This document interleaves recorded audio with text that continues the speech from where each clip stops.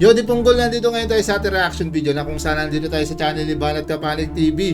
At ito na nga, no, panoorin to. Huling araw mo na, gulat sila dito ngayon. BP Sara handa sa pwesto. At yan, paalala lamang, ito at reaction video lamang. Bahala na kayo, maniniwala kayo, hindi. At yan, play na natin.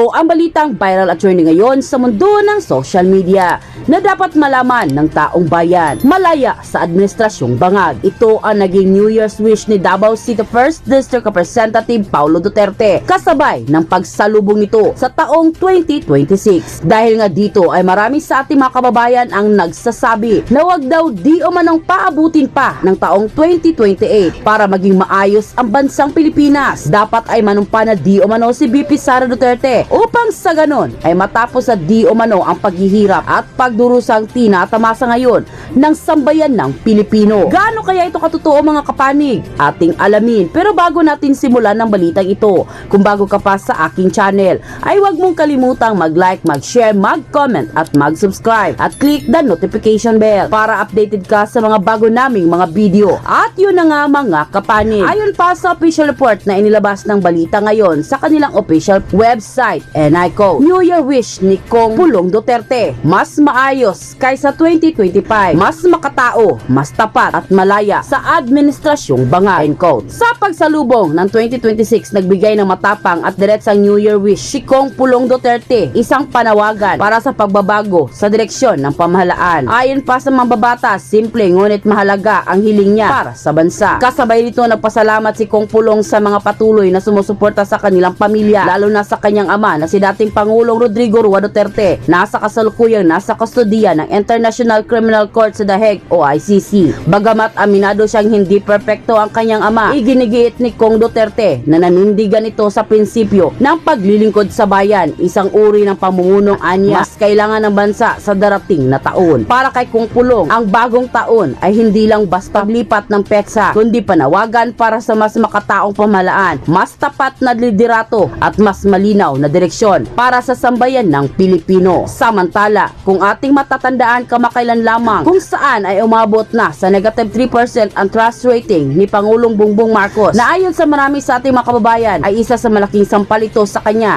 na hindi na siya nagugustuhan ng maraming Pilipino na maging Pangulo pa ng bansang Pilipinas. Ngunit ayon naman sa inilabas na official statement ng Malacanang ay wala di umanong pakialam ang Pangulong Bongbong Marcos kung bagsak na ang kanyang trust ratings. Ayon pa sa official report na inilabas ng Ang Balita ngayon sa kanilang official Facebook account, and I quote, Marcos Jr. wala umanong pake sa kanyang bagsak na rating. Hindi nababahala ang Pangulo sa pagbaba ng ratings dahil ang ginawa niya ay tamang desisyon kahit hindi ito popular, lalo't maraming tao at politiko ang maaapektuhan, end quote. Hindi umano ikinabahala ni Pangulong Ferdinand Marcos Jr. ang patuloy na pagbaba ng kanyang approval at trust ratings. Ayon sa Malacanang, kahit pa malinaw na mas marami na hindi nagsisiyahan sa kanyang pamumuno batay sa pinakabagong survey. Ayon kay Palace Press Officer Claire Castro, hindi raw iniintindi ng Pangulo ang bagsak na ratings kung ito ay bunga ng kanyang utos na imbestigahan ang umano'y anomalya sa flood control projects, kahit pa maraming politiko daw at makapangyarihang personalidad ang maaaring tamaan. Batay sa survey ng False Asia na isinagawa noong December 12 hanggang 15, nakapagtala si Marcos ng 48% disapproval laban sa 34% approval. Mas mataas pa ito kumpara noong September sa usapin ng tiwala. 32% lamang ang nagtitiwala sa Pangulo, habang 47% ang hayagang walang tiwala. Pinakamalakas ang pagtutol kay Marcos sa Mindanao, 85% approval. Sinundan ng Visayas, 62% at Metro Manila, 53%. Sa kabila nito ay ginigit ng Malacanang na hindi ratings ang basihan ng Pangulo sa paggawa ng desisyon, kundi kung ano raw.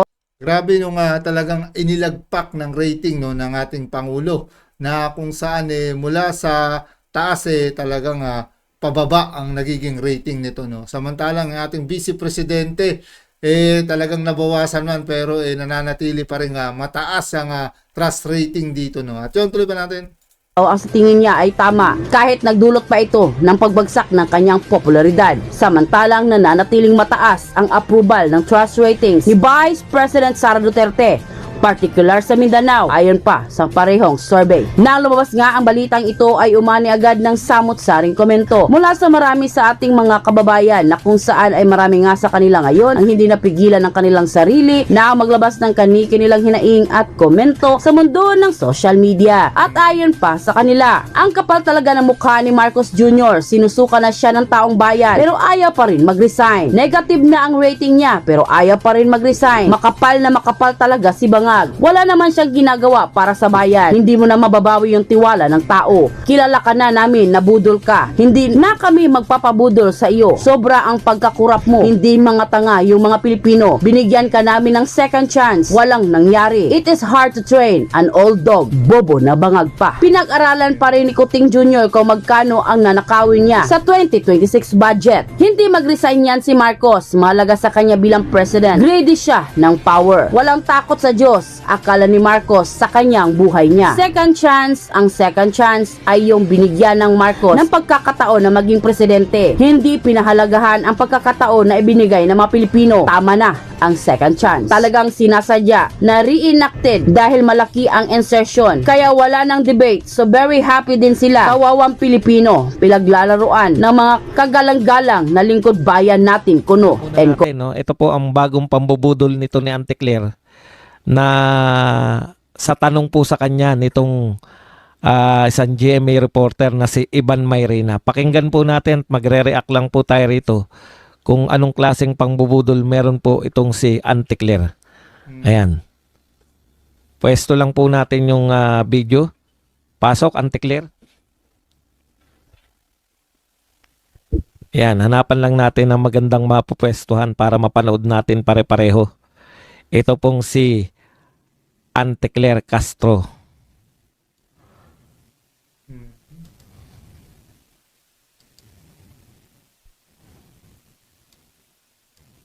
Teka lang, ayaw mag-play. Yusek, during the holidays, hindi po tayo nakapag-briefing. So I think this is a good time to raise this question dahil nasa isip pa po siguro ng mga kababayan natin. Early December, nagbitaw po ang Pangulo ng statement very confidently na may mga mananagot at mga walang Merry Christmas sa mga kurakot. Alam niyo po, pagkakaintindi natin lahat dito, no, sa tinatanong na to ni Ivan Mayrina, yung may mananagot at yung merong hindi magme-Merry Christmas, mga makukulong po na mga magnanakaw. At ito po ay malalaking isda, no? Yan po yung pagkakaintindi natin lahat kasi sa kanila naman ang galing yan May mga hindi maganda Christmas, mananagot, etc. etc. Maganda yung tanong na Ito nga yung hinahanap din ng taong bayan, no? Yung naging pangako ng ating Pangulo, yung malalaking isda na makukulong umano bago nga magpasko o sa kulungan nga magpapasko, ito umano nga talagang mga kawatan ng bayan. Subalit nga hanggang ngayon wala pa rin tayo nakikita naging resulta rito, no? At yun, tuloy pa natin. ni Ivan Mayrina. Pero alam nyo naman, itong mga taga Malacanang, sanay na mambudol. Pakinggan po natin Huwag po kayong masusukat, maagang-maaga pa. Sasagot ni Auntie Claire. Lumipas po ang Pasko, ang nakakulong si Sara Diskaya. Ano ho ang tugon ng Pangulo dito na hindi ho yata nangyari yung kanyang ipinangako? May mga walang Merry Christmas. Ang binanggit po ng Pangulo doon sa kanyang report ay sa mga taong nabanggit niya, marami ang hindi magiging merry ang Christmas. Wala naman siyang binanggit kung sino ang pangalan. Pero Tignan niyo po kung paano po sila manlito no? Alam na natin yan lahat na yung marami. Hindi naman po naghanap si Ivan Mayrina. Nagturo po ba si Ivan Mayrina bakit hindi pa nakakulong si ganun? Bakit hindi pa? Ang tinanong ni Ivan Mayrina, bakit walang nakukulong? Di ba?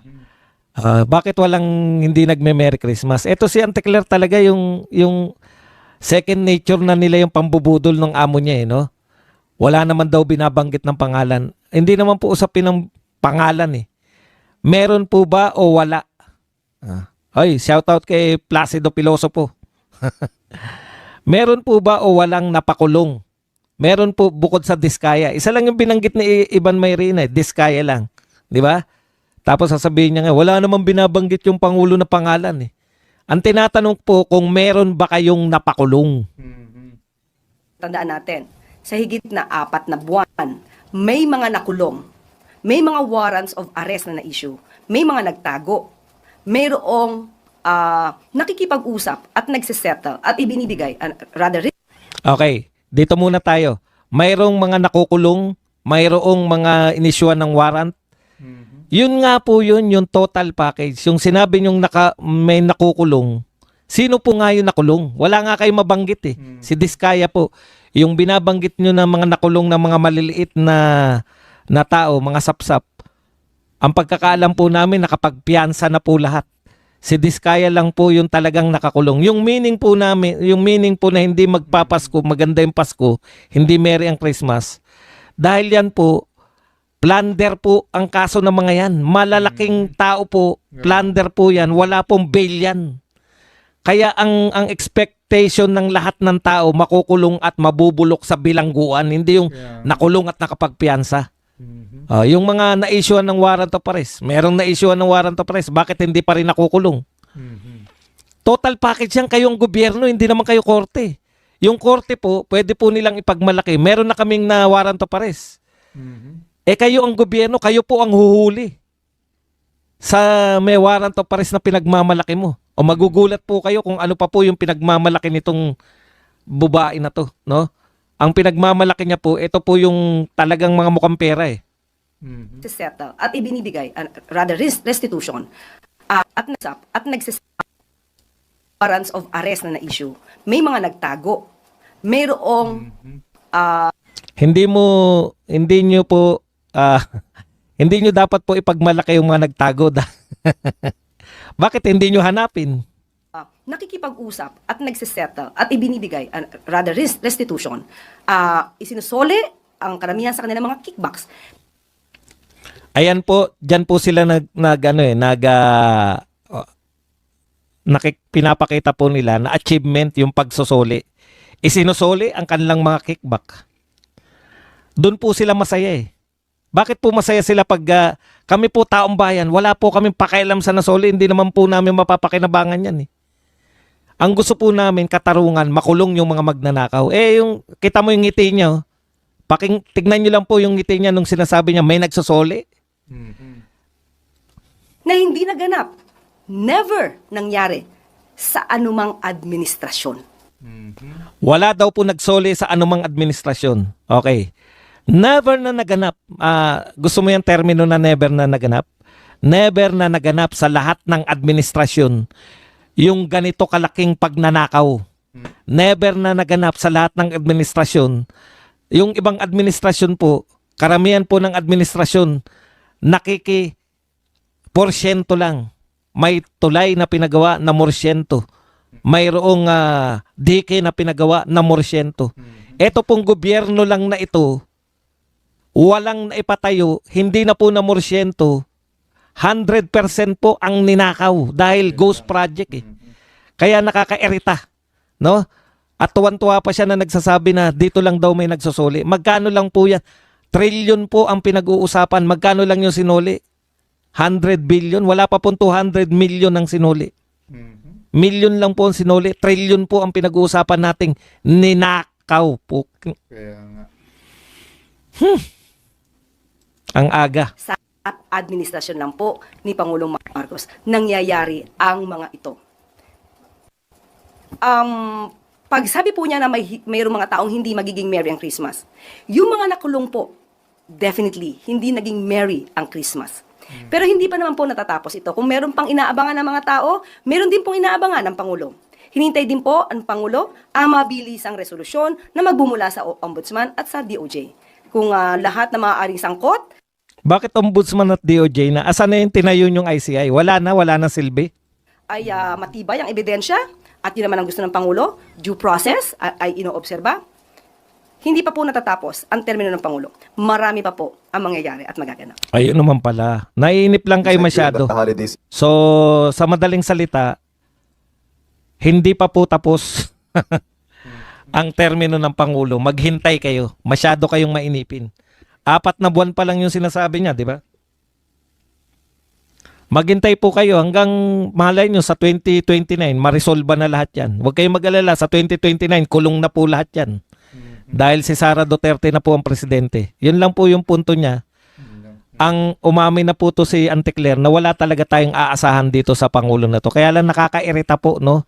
Nakakairita na sabihin na, alam nyo si Tatay Digong, bilib na bilib ka sa mama na yan, no? Kasi ang sinisita lang nila, kala ko ba 6 na buwan? Hanggang ngayon, sinisita pa nila, kala ko ba 6 na buwan? Wala na tayong problema sa droga. Pero tuloy-tuloy na nagtatrabaho yung mama. Umaamin po siya eh. Alam niyo yung mga tao na alam yung ginagawa niya, tapos may direksyon talaga, hindi po nagpapalusot. Sabi ni Tatay Digong, aba, hindi ko akalain na ang kalaban ko pala sa droga ay buong gobyerno. Na-realize po ni Tatay Digong na ang mga protector pala ng droga nasa mga higher ups. Matataas ang katungkulan. Hindi lang po sa gobyernong sibilyan. Alam niyo na yung ibig natin sabihin. Sangkatutak po yung nagpoprotekta. Kaya, pero hindi po tumigil si Tatay Digong. Yun po ang kagandahan kay Tatay Digong. Sinimulan niya yung droga, hanggang nagtapos siya, may war on drugs pa rin. Kaya nga minamasama ng mga to eh, no?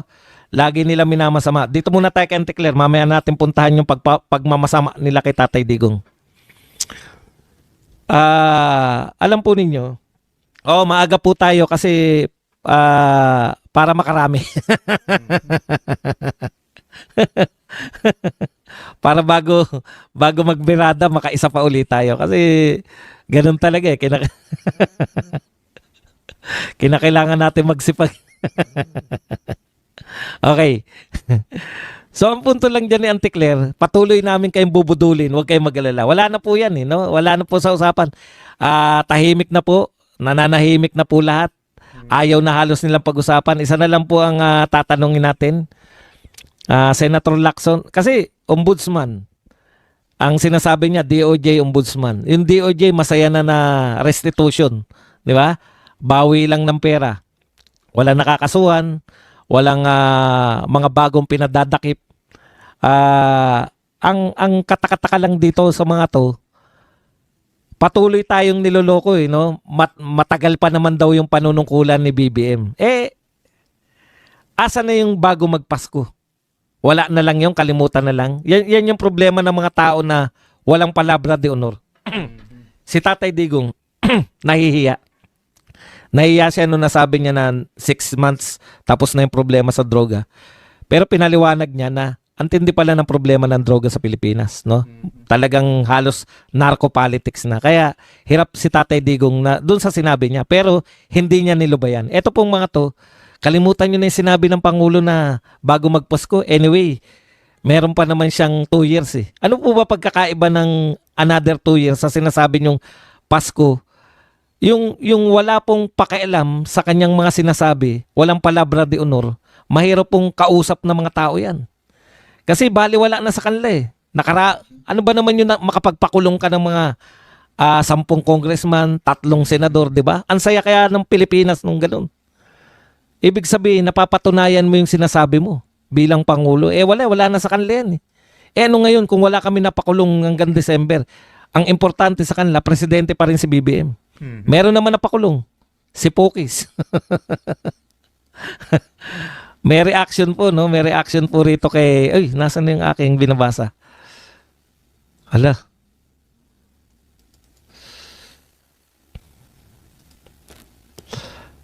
Nawala yung kodigo ko. Alam niyo po, may reaction po rito kay General Pokis. Sa kanila pala, no? Pucha, pag general ka, no? Bawal ka palang maposasan. Ha? Yung, kumbaga, masakit. Hindi ko alam kung anong ano yan ha. Kasi dito ko lang po nabasa eh. Dito rin po kay General Pokis. Pasensya na po, General Pokis. Okay. Alam nyo, ito po sinabi ni General Pokis, no? Sabi niya po, meron nagsabi sa akin na bakit daw ako nagpaposas, general ako. Ano pala sa kanila yan, no? Siguro, anong tawag doon, yung mabigat sa isang general. Kasi siyempre, hindi naman tayo mga sundalo, no? Hindi rin tayo general. Kaya hindi natin alam yung tradisyon na yan, no? Na siguro, sa kanila, mga kabalyero, sa kanilang mga maginoong tao, hindi dapat pumayag na magpaposas kung isang general ka at wala ka namang ginagawang kasalanan, di ba? Bakit ka naman magpapaposas? Okay. Pero ito po sagot niya. May nagsabi sa akin na bakit daw ako nagpaposas, general ako. Hindi ako ang pinosasan, kundi ang demokrasya sa ating bansa. Yan po yung sinabi ni General Pokis. Kaya ang ganda ng ang ganda nilang kausap. Napag-uusapan po iba talaga yung mga maginoo, no? Sila yung salita nila importante sa mga maginoong tao. Ang salita importante sa mga adik. Wala po akong sinasabi na tao sa gobyerno, no? Pero basically, ganyan ang katangian ng mga adik eh. Wala po silang pagpapahalaga sa kanilang mga sinasabi. Alam nyo, yung mga maginong tao, kahit na mahirap, kahit walang pera, marami pong mahirap na naghirap dahil sa pinangatawanan nila yung kanilang palabra de honor. Ginagalang sila dun sa kanilang palabra de honor kahit hinahamak yung kanilang pagkatao. Pero ang hirap, kung ang pinuno mo walang palabra de honor, mahirap mabuhay. Mahirap po yung kalagayan ng isang bansa na wala lang sa Pangulo magbitaw ng mga salita tapos hindi niya susundin. Bale wala lang sa kanya. Mahirap pong yun. Mahirap sa isang Pangulo yung ganun. Ano na nangyari sa ating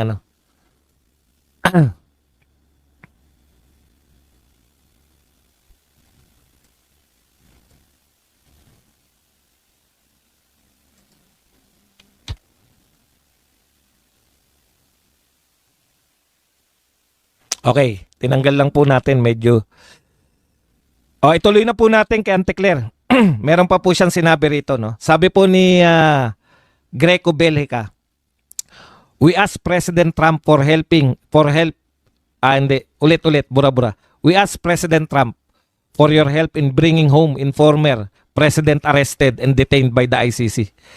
So, umihiling po si Greco Bellica ng tulong na kay President Donald Trump. Na total, nagawa naman ninyo yan kay Maduro. Baka gusto nyo namang iligtas si Tatay Digong sa ICC. Ayaw nyo rin naman sa ICC. Ito po ang sagot nito ni Auntie Claire. Di ba ang nilabanan ni President Trump yung drug cartel? So paano magkakaroon ng sense na kukunin ang dating Pangulong Duterte sa ICC kung yun ang issue? Ito si Auntie Claire to ha. There's an issue about Michael Yang, Sami Uy, na nagdeposits ng mga umano sa drug lord sa bank account ng mga Duterte. So parang walang sense ang sinasabi ni Greco Bellica kung gano'n ang gusto niyang patunayan. Narco-politics. So mas lalo sigurong hindi kukunin ng US si ex-President Duterte sa ICC. Okay, ito po yung mga narratives po nila, no? Ito po yung mga narratives nito nila Auntie Claire na ang hirap na pong sakyan eh. Di po ba, ang pagkakaalam natin lahat, si Tatay Digong, paano sila eh, shifting eh, kung ano yung, kung saan pumapabor, doon po sila eh.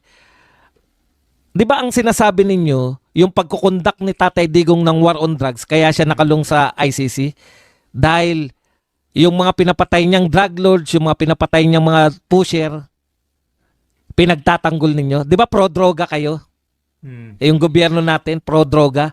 Kaya nila pinahuli si Tatay Digong. Yan yung narrative nyo eh, di ba? Pinatay ni Tatay Digong yung mga pusher. Pinatay ni Tatay Digong yung mga drug lords hindi pinadaan sa due process. Yan yung description nyo ng war on drugs. Bakit pinagpipilitan nyo ngayon na si Tatay Digong ay drug cartel? Di ba? Walang sense eh. Hindi ko makuha kung ano yung sense. Kung si Tatay Digong ay involved sa droga, ang yaman-yaman na niya, hindi pa naganap yung war on drugs. Hindi nyo ba naisip yun? Ang dali pong kausap ng mga drug lords kung ikaw po ay tao sa gobyerno na poprotektahan mo sila. Opo, sagutin na natin yan kasi matagal na nilang niloloko tao dyan eh. Di ba ang katwiran nila si Tatay Digong daw kaya daw ini-eliminate niya raw yung kalaban. Bakit mo pa i-eliminate? Kung pwede ka naman makipagtulungan sa kanila. Hindi ba? Napaka-illogical. Nung sabihin nila na nag-conduct ng war on drugs, binibintangan nila na libo-libo ang pinapatay ni Digong. Yung pala, siya naman pala ay involved din sa droga. Bakit pa siya? Wala pong logic yun. Yan po ay imahinasyon nyo lang. Tsaka nagbago po kayo. Nag-shift po kayo ng narratives. Di ba? Wala naman narrative nyo noon na si Tatay Digong na drug lord. Kailan lang yung narrative nyo na yan? Ngayon, Anticlear, kilala mo pala yung mga tao. May binabanggit kang pangalan. Itong mga pangalan na to, anong pangalan yan? Michael Yang at Sammy Uy. Alam nyo ba ang sinabi ni Tatay Digong? Pakalat-kalat lang si Michael Yang sa Davao City. Bakit hindi nyo ipahuli? Drug lord pala, involved pala sa droga. Negosyante raw yan doon, sabi ni Tatay Digong, pakalat-kalat. Bakit hindi nyo huliin? Ang tagal-tagal na yan. Na-issue na yan. Napakulong nyo si Pastor Kibuloy, napakulong nyo si Tatay Digong, dating presidente ng Pilipinas, yung negosyanteng pakalat-kalat lang sa Davao. Hindi ko maintindihan eh. Ang dami yung narratives na hindi po nagtutugma sa aktual na kalagayan. Kayang-kaya ni General Torre yan. Nung kung pinadakip nyo yung mga sinasabi nyong drug lord na may kaugnayan kay Tatay Digong. Bakit hindi nyo pinadakip? Meron bang kaso si Michael Yang? Hindi ko po kilala yan eh. Kaya nga ako takang-taka, kayo kilala ninyo. Kilala ninyo palang drug lord yung mga yan. Ako talaga, nakikita ko lang yan, narinig ko lang yan yung sa Parmali. In-involve na lahat, di ba? Hindi nyo ba napapansin? Lahat ng tao involved. Lahat ng mga pogo involved din si Michael Yang. Puta, napaka-powerful pala na ano yan. Bakit hindi nyo ipahuli? lahat na lahat ng krimen sa Pilipinas involved yung tao na yan. Ipahuli nyo.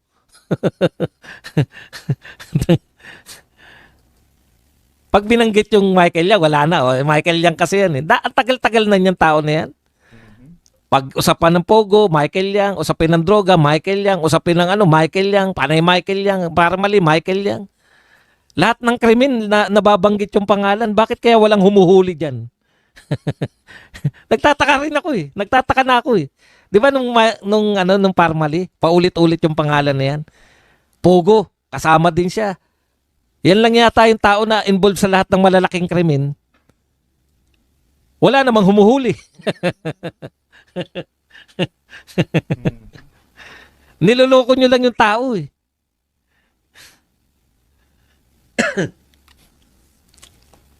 Okay, balik po tayo rito sa mga narratives. Ito po, yun pong ito po yung 6 boxes. The missing 6 boxes of DPWH documents. Alam niyo po, ito lumantad kasi yung yung abogado ni Cabral, no? So pinatotohanan ng abogado ni Cabral, yun pong na binigyan talaga si Cabral o binigyan talaga ni Cabral ng dokumento o nakakuha talaga ng dokumento si Libiste. Pero dahil abogado siya, tinatanong siya kung totoo bang nagkaroon ng agawan. Aba, hindi ko po masasagot yan. Dahil alam niyo naman, safe na safe yung mga abogado tungkol dun. Kasi hearsay lang yun eh. Pag nagsalita siya, wala naman siya ron eh. At madali lang din naman malaman talaga yun kung may nagkakuhan. Pero hindi po yan ang importante. Ang importante po, yung laman ng mga dokumento. Bakit po 6 boxes? Ay, makinig ka, Shelo Magno. 6 boxes yan from 2023 to 2025. 6 na box lang. Mas marami pa yung papel nyo. Isang truck yung papel nyo ng dokumento laban kay BP Sara eh. Di ba? Ito 6 na box. Dokumento from 2023 to 2025. Kasama po dyan lahat eh. Ang gusto lang po ng abogado, kaya po pinasort out kay Cabral, ano po yung laman nun? Lahat po ng transaksyon ni Cabral. Okay, so lahat yan. So ang gusto ng abogado, yun lang pong ibigay sa kanya. Kasi 6 boxes yan eh. Paano niya pag-aaralan yan, di ba? Ang gusto niyang mabigay lang sa kanya ni Cabral, i-sort out nila, yun lang pong may involvement dun sa nagpapasok ng pondo, yung mga proponent. Yung mga dokumento po ng mga request ng mga politiko. Yan nga mga kabalits natin, no, yung mga ilang naging tampok dito nga no, sa Banat Kapanig TV na kung saan talagang patuloy na sinisiyasat at talagang nais palitawin syempre yung mga nagiging issue no, patungkol no, sa ating bansa. Katulad na lamang no, yung mga nagiging hakbang no, ng ating Pangulo at ng ating Vice Presidente at syempre yung mga pangyayari sa loob ng ating bansa no, sa talagang nagaganap na hindi magandang sitwasyon ngayon o maaari umanong maging galaw ng ating bansa dahil sa pamumuno ng ating Pangulo nga no, na dyan ay tinatalakay nga ni Badong Aratilis ito at patuloy na talagang nais syempre no, mabigyang linaw at talagang mabigyang hakbang din yung nagiging suliranin dito nga no, sa loob ng ating bansa. At kayo na lang bahala nga magkomento pa, no, naisipay komento patungkol dyan. At yun muli, syempre, nagpapasalamat tayo sa patuloy niyo pagsubaybay at patuloy niyo pagsuporta at magsusubscribe sa ating channel. At syempre, nagpapasalamat tayo dito sa Banat Kapanig TV. At ito muli ang yung Yodi Punggol. Hanggang sa muli natin pagkikita, mga kabalits.